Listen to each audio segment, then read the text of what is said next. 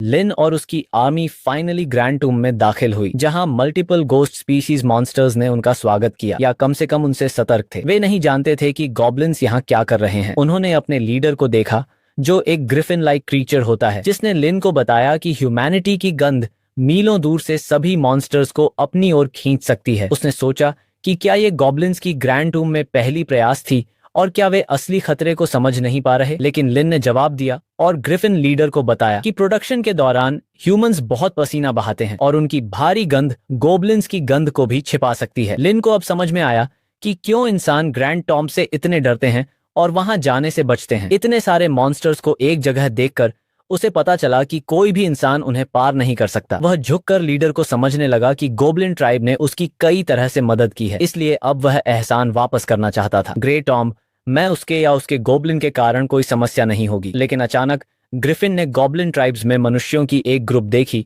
और लिन से कहा, क्या ये सारे तुम सभी गोब्लिन के ब्रीडिंग टूल है? फिर वह लिन पर गुस्सा हो गया। उसने पूछा कि ग्रेट टूम्ब में इतने सारे मनुष्य क्यों मौजूद थे, और वह ग्रेट टूम्ब और होली चर्च के बीच हुए कॉन्ट्रैक्ट के बारे में नहीं पता था। ग्रिफिन लीडर ने पूछा कि क्या लिन वाकई में मरना चाहता था। लिन ने कहा, चिंता मत करो, ये सारे गॉब्लिन प्रोडक्शन आर्मी थे। इन सबको तो हमने आने से पहले पकड़ा था, और ये सभी महिलाएं थीं जो लगातार प्रजनन कार्य के कारण इनमें से कई पहले ही मर चुकी थीं। फिर ग्रिफिन लीडर शांत हो गया और लिन से कहा कि अगर आगे चलकर तुम्हें कोई भी सवाल हो तो तुम बेझिझक मेरे पास आना। मैं तुम्हारी सेफ्टी भी सुनिश्चित करूंगा, और ये भी कि तुम यहाँ अच्छे से ग्रो कर सको। लिन मुस्कुराया और लीडर को उन्हें ग्रेट टूम्ब में रहने देने के लिए धन्यवाद दिया और कहा कि ग्रिफिन लीडर कभी भी फिर से मिलने आ सकता है। ग्रिफिन प्रसन्न हुआ, मीट के कुछ बैग लेकर उड़ गया और कहा कि वह ग्रैंड टॉम्ब के अन्य सम्मानित बुजुर्गों को सूचित करेगा। ग्रिफिन लीडर को उड़ते देखकर लिन फाइनली शांत हुआ, यह जानकर कि अब वह बिना किसी चिंता के विकास कर सकता है। लिन अपने तंबू में गया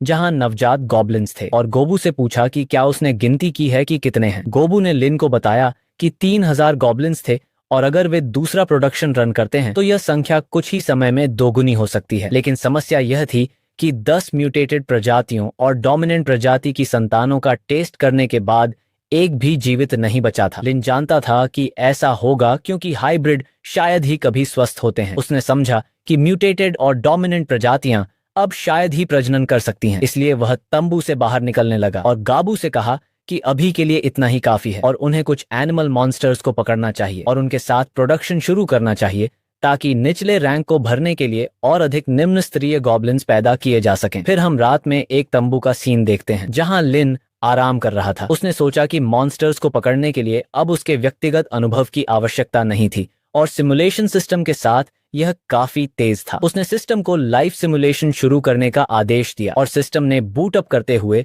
लिन को सूचित किया कि वर्तमान कहानी अभी शुरू हुई थी और वह ग्रैंड टॉम्ब में कदम रख चुका था। सिस्टम ने लिन को बताया कि अनगिनत युद्धों को लड़ने के बाद उसे अंततः लंबे समय तक बसने और पनपने के लिए एक अच्छी जगह मिल गई थी। अब निम्न स्तरीय गॉब्लिन्स की एक सेना पैदा करके अपनी ताकत बढ़ाने का समय था, इसलिए लिन अपनी सेना के साथ एन्चांटेड फॉरेस्ट की ओर बढ़ने लगा, कई मॉन्स्टर्स को पकड़ने के लिए तैयार। उन्होंने उन सभी को मार डाला और लाशों को अगली पीढ़ी के गॉब्लिन खाना पकाने के लिए ले गए। कुछ दिनों बाद उन्होंने 507वें टियर के जानवरों, फ्लैश ईटिंग रैबिट्स और क्राइंग फेस्ड मंकीज को पकड़ लिया। वापसी के रास्ते में गॉब्लिन आर्मी ने एक 7वें टियर का मैजिकल बीस्ट, एक फीमेल थंडर बेयर को पकड़ा। उसकी ताकत 3000 तक पहुंच गई, जो इसे गॉब्लिन वंश की क्षमता बढ़ाने के लिए एक मजबूत उम्मीदवार बनाती थी। लिन ने कई अन्य 7वें टियर प्राणियों को भी पकड़ा, जिससे पूरी जनजाति की ताकत काफी बढ़ गई। ग्रैंड टॉम्ब में 1 महीने बसने के बाद ट्राइब का विस्तार फिर से हुआ और उनके प्रोडक्शन टूल्स में 3000 और की वृद्धि हुई। लेकिन जब गॉब्लिन ट्राइब अपनी तेज प्रगति के गौरव में डूबी हुई थी, इंसानों के एक आकस्मिक हमले ने गॉब्लिन वर्कफोर्स को काफी नुकसान पहुंचाया। लिन इस जानकारी को पढ़कर हैरान रह गया, यह सोचकर कि किसने यह घातक हमला किया था। वह यह मानने को तैयार नहीं था कि ग्रैंड टॉम्ब में भी इंसान प्रवेश कर सकते थे। सिमुलेशन ने उसे 3 विकल्प दिए। पहला, समस्या का सामना करने के बजाय गॉब्लिन्स भी चुपके से जवाबी हमला करें। दूसरा, मोर्चा संभालें और इंसानों से सीधे लड़ें। तीसरा, दूसरे पक्ष के इरादों को स्पष्ट करें। लिन तीसरा विकल्प चुनना चाहता था, लेकिन सिमुलेशन ने उसे बताया कि इंसान चुप रहे। जब तक गॉब्लिन्स को समझ आया कि क्या हो रहा है, तब तक सैनिक चट्टानों से एक के बाद एक उतर रहे थे और ट्राइब पर क्रूर कत्लेआम कर रहे थे। फिर कुछ होली गार्ड्स दोनों तरफ से प्रकट हुए, गॉब्लिन्स को पूरी तरह से घेर लिया। एक भयंकर लड़ाई के बाद लिन मुश्किल से कुछ बचे हुए लोगों के साथ भागने में सफल रहा, पीछे हार की एक दृश्य छोड़कर। सिमुलेशन ने गलत स्थिति चुनने के लिए उसे 10 पॉइंट्स दिए और फिर यह समाप्त हो गया। अब लिन एक दुविधा में था, यह जानते हुए कि इंसानों ने अपना संयम खो दिया था। गॉब्लिन्स को बहुत देर होने से पहले एक योजना बनानी थी। वह उठा और अपने तंबू से बाहर निकला बिना शर्ट के। उसने ब्रूटल गॉब्लिन को आवाज लगाई और पूछा कि ग्रिफिन नेता ग्रैंड टॉम्ब में कहाँ रहता है। मॉन्स्टर ने अपने मालिक की आज्ञा मानी और उसे बताया कि ग्रिफिन और उसकी ट्राइब पास के जंगलों के ऊंचे ऊंचे पेड़ों के बीच बस गए हैं। अब जब लिन को स्थान पता था तो वह हंसने लगा, यह जानते हुए कि इस बार गॉब्लिन्स को मौके का फायदा उठाकर इंसानों के शहर, एम्पायर और होली टेम्पल को जड़ से उखाड़ फेंकना था। वे उचित मार खाए बिना नहीं रुकेंगे। दृश्य सुबह में बदल गया। हमने लिन और ग्रिफिन नेता को एक साथ बात करते देखा, जबकि ग्रिफिन सोच रहा था कि लिन को कैसे पता चला कि इंसान दिखाई देंगे। लिन ने पहले ही 1 महीने का समय पार कर लिया था, लेकिन ग्रिफिन अभी भी यह मानने को तैयार नहीं था। यह सोचकर कि ग्रैंड टॉम्ब और चर्च के बीच एक समझौता था, इसलिए इंसान अंदर नहीं आ सकते। लिन नेता को यह नहीं बता सकता था कि उसे यह जानकारी कहां से मिली, इसलिए उसने झूठ बोला और ग्रिफिन को बताया कि उसने गॉब्लिन्स के आने से पहले बाहर विशाल सेना को आते देखा था। लिन को यकीन था कि इंसान उन्हें चुनौती देने आ रहे थे। ग्रिफिन ने गॉब्लिन नेता पर भरोसा करने का फैसला किया, अपने पंख फैलाए और एक रिकॉनेसेंस मिशन पर निकल गया। लिन से कहा कि वह चिंता न करे, क्योंकि वह इंसानों को ग्रैंड टॉम्ब में आजाद नहीं घूमने देगा। यह सिर्फ वह नहीं बल्कि अन्य गोस्ट स्पीशीज भी इसे बर्दाश्त नहीं करेंगी। जब वह उड़ गया तो ग्रिफिन ने लिन से अपनी रिपोर्ट का इंतजार करने को कहा ताकि वह वापस आकर उसे ढूंढ सके। लिन हंसा और ग्रिफिन नेता को धन्यवाद दिया। इसी बीच हमने इंसानों की एक विशाल सेना को ग्रैंड टॉम्ब की ओर आते देखा, जिसका नेतृत्व कोई ऐसा व्यक्ति कर रहा था जो उनके मनोबल को बढ़ा रहा था। उन्हें बता रहा था कि उन्हें पूरी ताकत से लड़ने के लिए तैयार रहना चाहिए और गॉब्लिन हॉर्ड को पूरी तरह से खत्म किए बिना वापस नहीं लौटेंगे। यह सुनकर पूरी सेना चिल्ला उठी, किसी भी स्थिति का सामना करने के लिए तैयार। यह सुनकर पूरी सेना चिल्ला उठी, किसी भी स्थिति का सामना करने के लिए तैयार।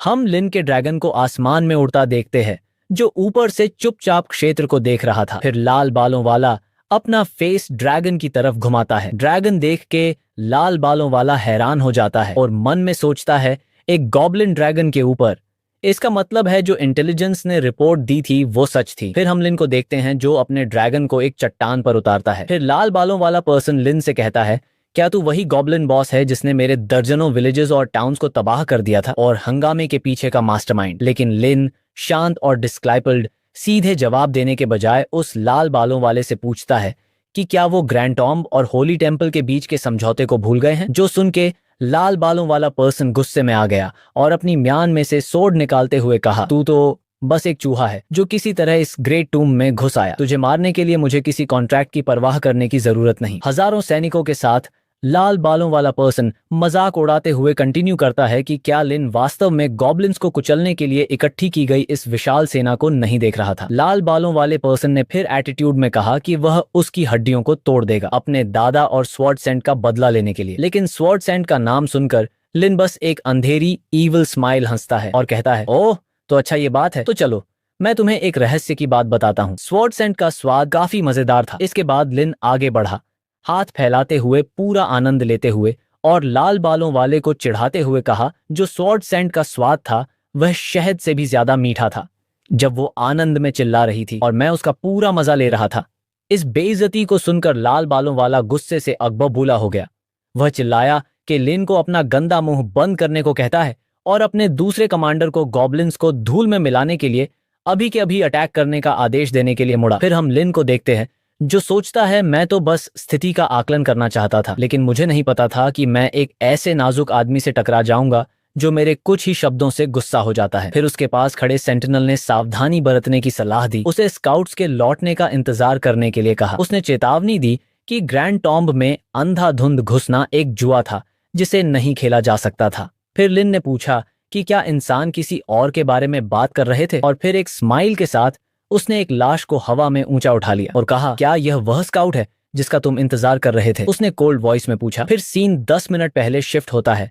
हम लिन के ट्राइब की जगह का सीन देखते हैं जहां 2 इंसानी स्काउट्स ने गॉब्लिन्स का स्थान खोज निकाला था। वे एक चट्टान के ऊपर से देख रहे थे। उनमें से एक हैरान होकर दूसरे को कहा कि एक मामूली गॉब्लिन ने इतनी सारी इंसानी महिलाओं, मैजिकल क्रिएचर्स और अन्य शक्तिशाली प्रजातियों को अपने ट्राइब में इकट्ठा कर लिया था। इसमें कोई चौंकाने वाली बात नहीं थी कि स्वॉर्ड सेंट लिन के धोखे का शिकार हो गई थी। स्काउट्स ने तुरंत रिपोर्ट करने पर सहमति जताई, लेकिन जैसे ही वे जाने के लिए मुड़े, वह कुछ देखकर घबरा गए क्योंकि हाइब्रिड गॉब्लिन्स और गोस्ट मॉन्स्टर्स ने उन पर अटैक कर दिया। हाइब्रिड गॉब्लिन्स को देखकर उनकी फट गई। मॉन्स्टर्स ने संकोच नहीं किया और उन्हें वहीं पर मार दिया। स्काउट्स के पास बचने का कोई मौका नहीं था।